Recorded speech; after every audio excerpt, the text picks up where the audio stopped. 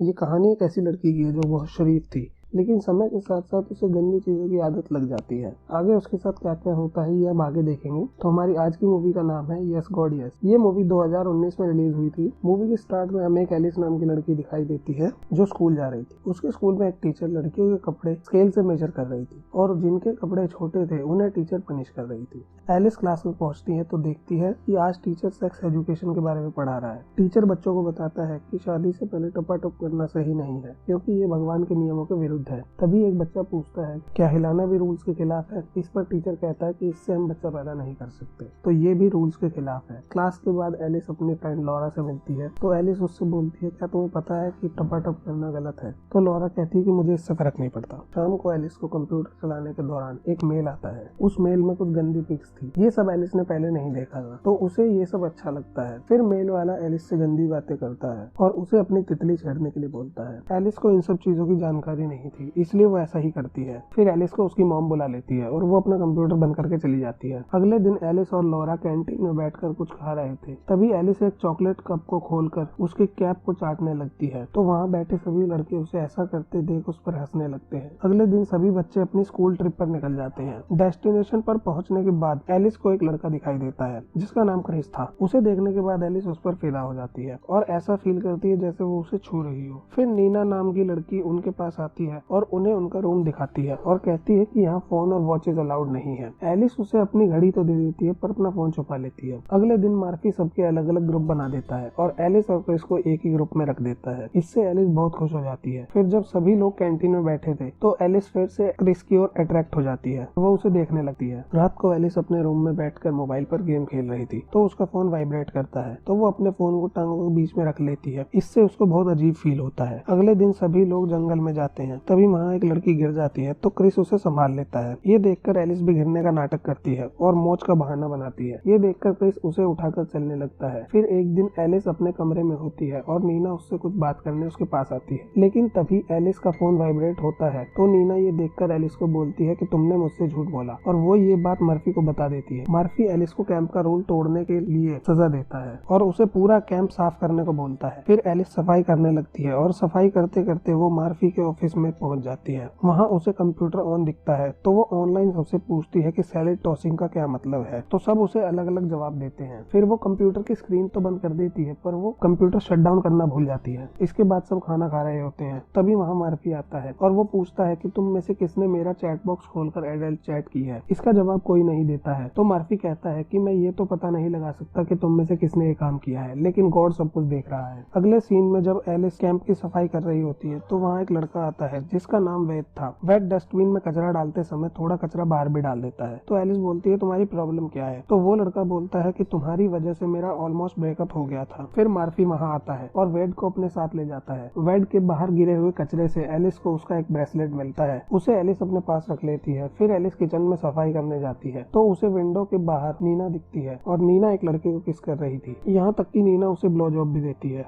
ये देखकर एलिस पूरे तरीके से शॉक हो जाती है और ये बात एलिस लॉरा को बताती है पर लॉरा उस पर यकीन नहीं करती। फिर जब एलिस सफाई कर रही थी तो उसे एक आइडिया आता है और वो वेड का ब्रेसलेट मर्फी के कंप्यूटर के पास रख देती है। फिर वहाँ मर्फी आता है और एलिस छुप जाती है। फिर मर्फी अपना कंप्यूटर ऑन करके उसमें एक एडल्ट वीडियो लगाकर हिलाने लगता है। इससे एलिस बहुत शॉक हो जाती है और रूम से बाहर आ जाती है। वहाँ उसे क्रिस मिलता है। एलिस का उतरा हुआ फेस देखकर क्रिस उसे पूछता है तुम उदास क्यों हो। फिर वो दोनों एक टेबल पर बैठते हैं। तभी अचानक एलिस उसे किस करने लगती है। क्रिस भी किस का पूरा आनंद लेता है लेकिन वो अपनी भावनाओं में नहीं बहता और ना ही भावनाओं के साथ कुछ और बहने देता है। वो सब कुछ रोक लेता है और एलिस को दूर हटाकर कहता है कि ये गॉड के रूल्स के विरुद्ध है और वहाँ से चला जाता है। रात को सभी लोग प्रेयर कर रहे होते हैं। तभी एलिस वहाँ से छुपकर निकल जाती है और बार में जाकर दारू पीने लगती है। तभी एलिस को परेशान देख वहाँ बैठी एक लेडी उससे बात करने लगती है और पूछती है क्या हुआ। तो एलिस बोलती है कि लोग जो होते हैं वो शो नहीं करते और लोगों को धोखा देते हैं। तो लेडी बोलती है कि ये तो सबके साथ है, सब आजकल यही करते हैं। फिर दोनों थोड़ी और बात करते हैं। इससे एलिस को बेटर फील होता है। अगले दिन लॉरा एलिस के पास आती है और उससे माफी मांगती है और कहती है कि मर्फी का कंप्यूटर वेड ने चलाया था, वहाँ उसका ब्रेसलेट मिला है और मैं समझ रही थी कि ये काम तुमने किया है। अगले दिन एलिस मर्फी के पास जाती है और उसके पास जाकर कहती है कि मैंने एक पाप किया है। मैंने एक गंदी मूवी देखी थी जिसमें एक लड़की ने पिंक ब्रा पहनी थी। एलिस मर्फी के कंप्यूटर पर देखी हुई उसी वीडियो की बात कर रही थी। तो क्या गॉड मुझे इसके लिए माफ करेंगे? तो मर्फी कहता है कि ये तुम्हारे और गॉड के बीच की बात है, मैं इसमें कुछ नहीं कर सकता। फिर घर आकर एलिस गंदी मूवी लगाकर अपनी तितली के साथ खेलने लगती है और यहाँ मूवी खत्म हो जाती है।